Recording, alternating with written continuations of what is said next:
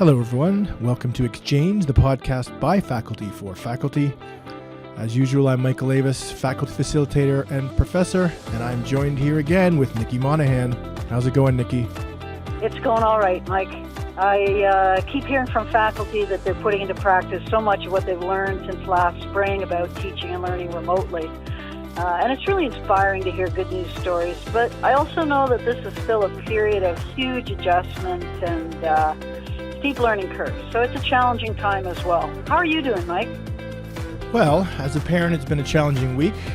We were in week 2, I believe, of my children's school year, and all 3 of them have been home already for the whole week or part of the week. So we've all had COVID tests. We've all been down to St. Mike's and waited in line, so that's been great. But thankfully, we've all tested negative. So, you know, that's passed. But the working environment has been really difficult because I never really know what to expect and when to expect it. But one of the things that about the work is it got me thinking about our students, and I kept on thinking, you know, if it's hard for me to work, how hard must it be for them to be either full-time or part-time students? How are they feeling, and what are their challenges? Yeah, Mike, I know it's really challenging for our faculty who are parents, and I'm glad to hear you all tested negative, but no, this uncertainty is really difficult to deal with, and I think our students deal with a lot of uncertainty as well, and some of them are parents too. This back and forth in schools must be really tough. But you know, this is a really good time in the semester when it's a great idea to get a clearer sense of how our students are doing and how they are experiencing these new learning environments. Right, so we're calling today's episode a chat about formative assessment, 3 ways to get formative. So stay tuned.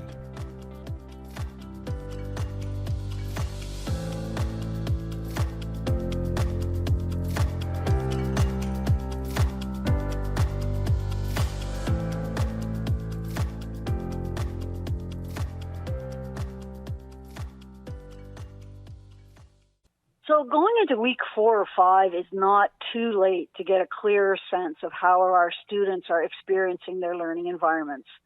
Sometimes we only see things from our own perspective, and it's a really good idea to have multiple lenses to look through as we evaluate our learning environments for our students.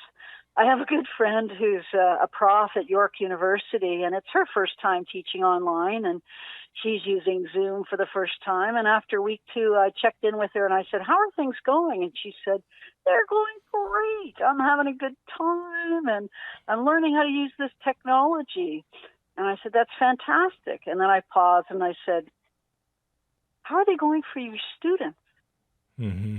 And there was this dead silence. Right. And it was really clear to me that she knew things were going well for her from her perspective, but wasn't quite sure how it was going for her students because she hadn't really asked. So today we're going to talk about the importance of gathering some feedback from our students, getting some different assessment methods, and finding different ways to learn from your students how they're experiencing learning.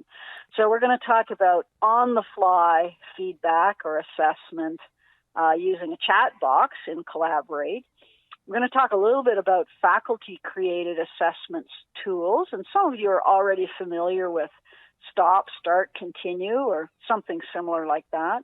And then finally, we're going to talk about using the performance dashboard on Blackboard to engage in early intervention when our assessment is that maybe our students are struggling right from the beginning. Right, and remember, Nicki, that yes, Blackboard is our primary LMS, but whatever other tool you're using, whether it's Teams or something else, we're encouraging Teams or Blackboard, but the same kinds of ideas apply to any platform that you're teaching on. Right. Absolutely. Good point, Mike. And we know that our faculty are choosing the platforms that they're using, but regardless of whether you're primarily teaching asynchronously or if you have synchronous components or whatever platform you're using, this is a really good time in the semester to find out really directly from your students how they're doing and how they're experiencing the learning. So how do we use this? How do we use this chat box, Nicki?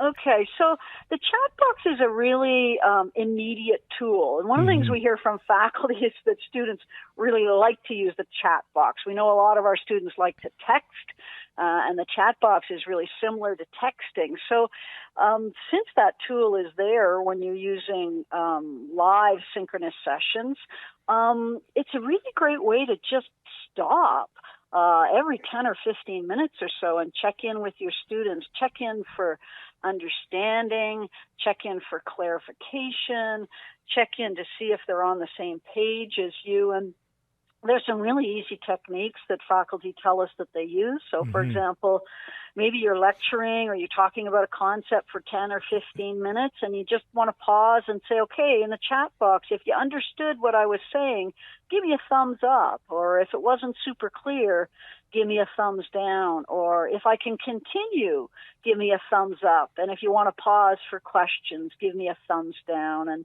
that's a really quick and dirty sort of technique for checking in student understanding. I know that some faculty members also use things like emojis, and they can use that for a check-in, but they could also use it as a very quick formative assessment tool. I'm going to take 30 seconds and I want to see from everybody, give me a picture of your face, whether it's happy, confused, etc. I'm a big fan of the emoji and the GIF. So I'm like, I send GIFs like crazy because I think that I know you do. They're great ways to express how you're feeling at that moment. So yeah, I think emojis are, and also, you know what, for students, it's entertaining. It breaks the monotony of maybe just a longer sort of lecture style piece to have them do that. It's entertaining for them as well. Yeah, and we've talked about those things as sort of student engagement, especially a check-in or short one-word answers. But in this context, we're talking about using them as feedback from the learners and a very quick way to assess whether or not your students are understanding, ready to move forward, on board with you, etc. Another quick strategy is to use scaling questions, So, again, you could do that around understanding a concept on a scale of 1 to 5, with 1 being completely confused and 5 being completely clear.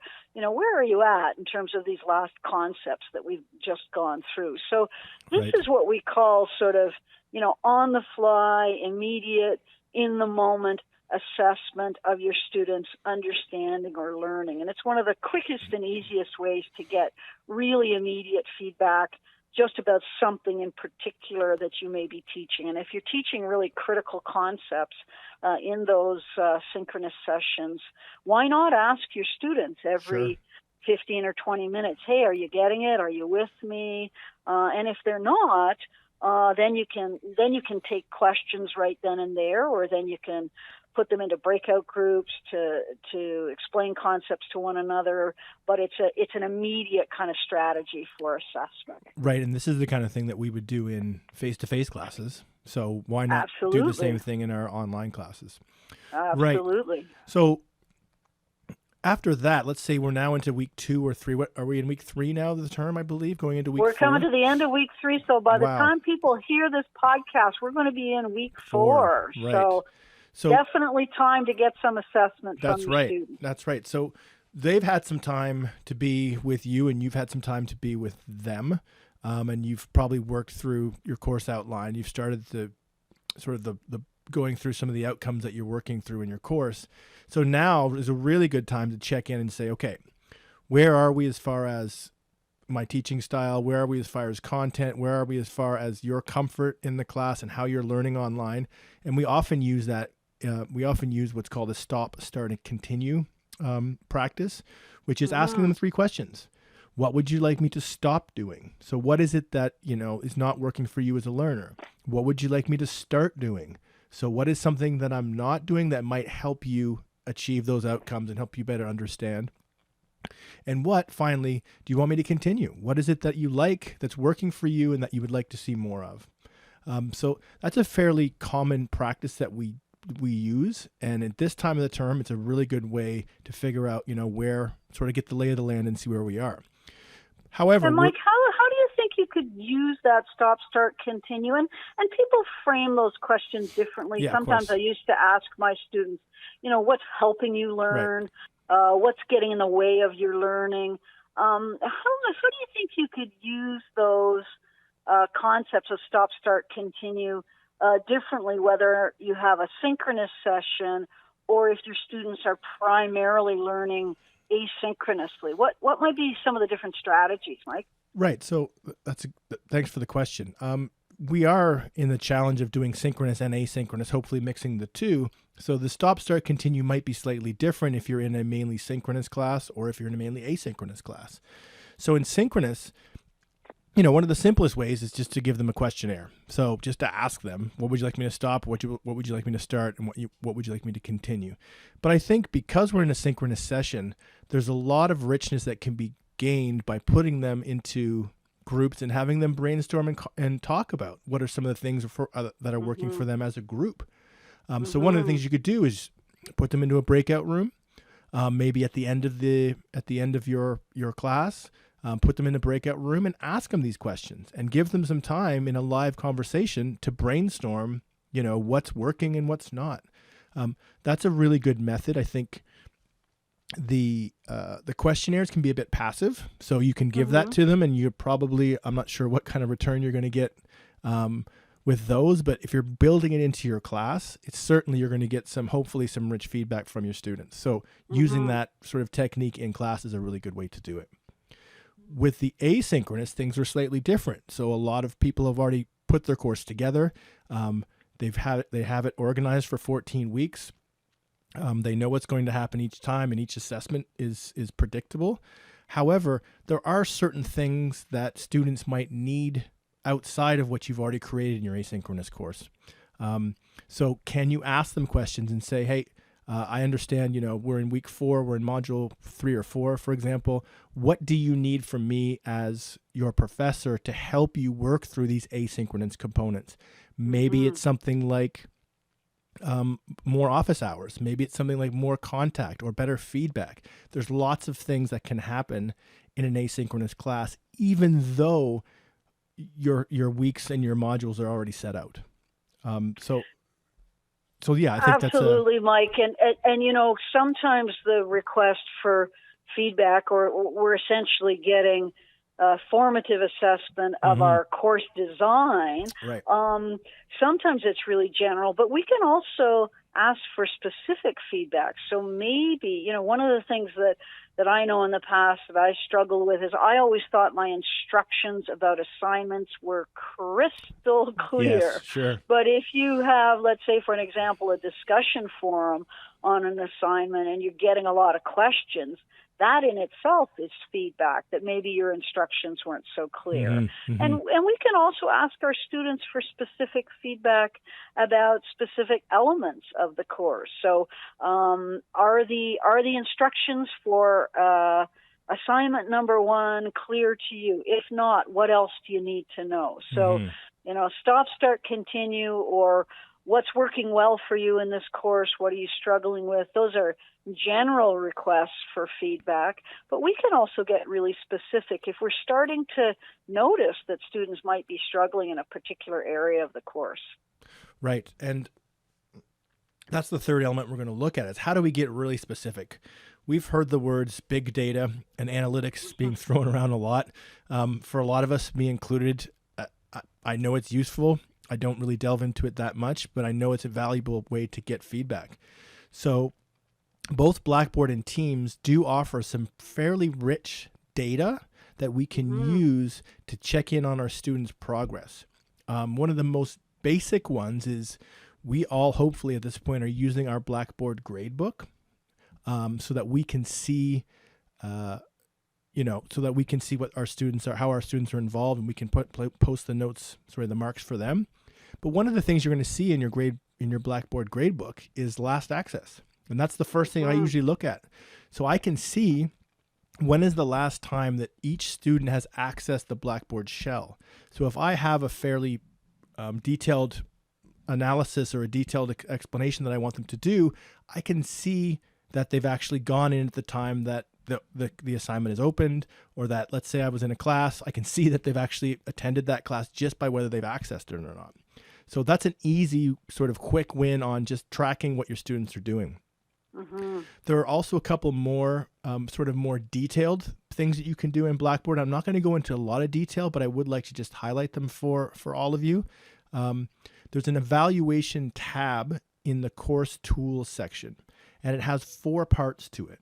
It has course analytics, organizational reports, performance dashboard, and retention center. And I have actually used the retention center in classes, and I find it very useful. So just quickly, what you can do with the retention center is you can set some standards that you would like your students to meet.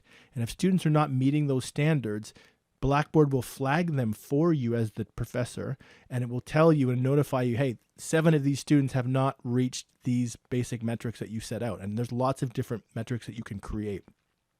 So for those professors who have large classes and they can be really hard to keep track of, this is a really good way to get some data on the performance of your students. And that's a really, really good and powerful tool to use. All the other ones are useful in their own way. We don't have the time nor the knowledge to go through all of those right now, but I just looked on Cornerstone yesterday, and every week there are sessions being given on Cornerstone that talk exactly about this. So if you're interested in how to create some of that data and use some of that data for your feedback, for example, there's one on grade centers and rubrics. And if the session's on grade centers will go into how to use the retention center. So, and same with teams will give you an analytics about who's been in, who's left messages, who's commented.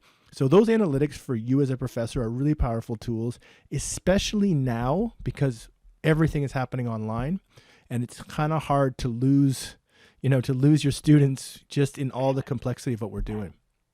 That's so true, Mike. I used to think about sometimes, when I used to work out in the gym on that 7th floor at 200 King, and I'd run into students in the gym that I hadn't seen in my class, and I'd think, right. wow, and they'd look at so embarrassed and want to walk the other way, and I'd say, no, don't go away. It's not too late. Yeah. But I'm really glad you brought up that issue of retention, because we know, and we had so much research done on retention, we know that early intervention is a really important component of retention. So we can use that data.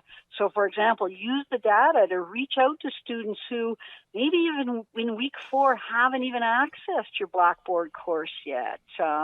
We can go that extra mile, and we know at these really challenging and difficult times, sometimes we do need to go that extra mile to support our students. So maybe you can send out an email expressing your concern and, your willingness to support student success. Maybe give them an opportunity to let you know what barriers they might be experiencing to accessing the course materials or the synchronous sessions. So you're right. If we have that data, we can really use it to foster student success through early intervention. And I've also heard faculty say, when they're working with students on MS Teams, and students are working maybe in groups that are set for the entire semester, and they're creating projects or documents together, that they can go in and check on MS Teams, and maybe they see that there's a member of a group or more than one group who hasn't yet contributed to a shared document.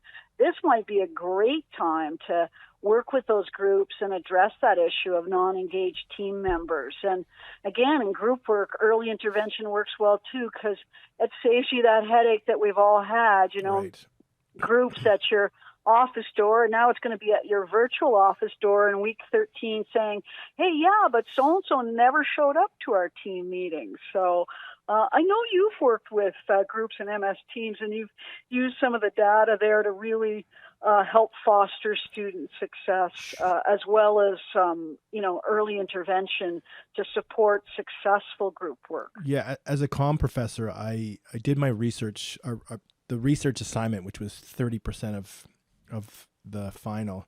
I did a debate with group work, and the students were in teams, and they were working for weeks the second half of the term, trying to do the research, trying to organize. And for me to be able to drop into each group, and especially in Teams and in if you use the group function in Blackboard, it works very nicely. As you can just drop in and say, hey, I know your topic was this. Here's an article that I found that you might be interested to read, or asking them a specific question, or asking them if they need help. So being able to drop into these groups as you go is very, very helpful and very useful. So I think one of the key things we've been focusing on is, early is better. And so, in summary, there's lots of different ways to do formative assessment. And every faculty member might have their own particular strategy or tool that you use. And maybe you need to adapt it. But whether your course is designed asynchronously or has synchronous components, the key is, to quote the Nike t-shirt, just do it. By week 5 at the latest, you should really have some clear, specific feedback from your learners about how they're experiencing your course. What's going well? What's helping them to learn? What's getting in the way of their learning? Are there accessibility issues? And hopefully they're going to give you lots of positive feedback, but they may also suggest some changes, and you may need to tinker a little bit. There are lots of things that we can't change midstream, but we can certainly offer support, and I think that's a key ingredient now more than ever to help our students be successful. And you know what? This brought to mind a previous episode that we talked about, and we were talking about the humanity of online learning, how to bring our humanity as professors and our concern for our students and their well-being, how to bring that forward. And this is a great opportunity to let that come to the forefront, right? Once you've got that feedback, don't be afraid to be flexible and understanding and enthusiastic. So when someone says you're doing a great job at this, take that and say, I have worked hard. You deserve it, right? Yeah. But getting this feedback and acting on it and having it reflect how you work with your students moving forward is a really great way to, like I said, bring that humanity, what we talked about previously. Yeah, so formative assessment, it's really feedback about how your students are doing. Right. Are they moving towards achieving the learning outcomes? And what's their sense of how you're doing in terms of supporting them to be successful? And maybe this is also a time to do a little self-reflection. We want all of our faculty to be self-reflective practitioners, and think just for yourself. Take some time in week 4, week 5. Take a deep breath, pause, and ask yourself, what am I doing well? Give yourself a pat in the back for all of your hard work. And then maybe there are some things that you need to change and something that you might need to do to step up your game. Right, but right. It's a critical time, and we know that our students appreciate when they feel like we're listening to them about their experiences. Absolutely. So we hope this has been a useful session on formative feedback. We always appreciate you listening, and stay tuned for the next episode of XChange, the podcast for faculty by faculty. Take care, Nicki. You too, Mike. I hope your kids stay healthy and you do as well.